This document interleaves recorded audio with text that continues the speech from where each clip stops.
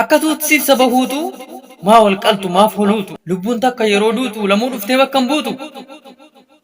Kana booda na dhagaye yaa ilma koo akka gootu dur wal loltu wal coqqoltu boolla qilee walii qottu har'a ol waamtu mari'attu sinan eega walii galtu korma raaraas walii qaltu.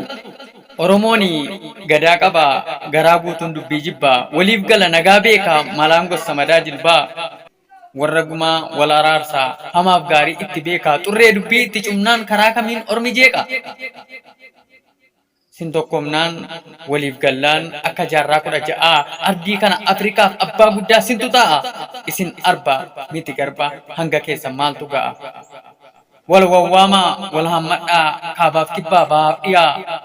Oromoo koo tokko ta'aa takka turraan aduu dhiyaa jettee dhaamti haati dhiiraa harmeen kiyya Oromiyaan. Gaaraan soqeesiif gissaa akka dishirat maanjii bakka daandiin hin jirre ansiifan baasa daandii. Qabsaan siif jiraadha akka matama gaandii isa sabaaf jiraate namticha biyya Hindii jedhee jaalalaan kuulee kan sitti horu abdii jaalallee amanamaa siifa barbaadu rabbii.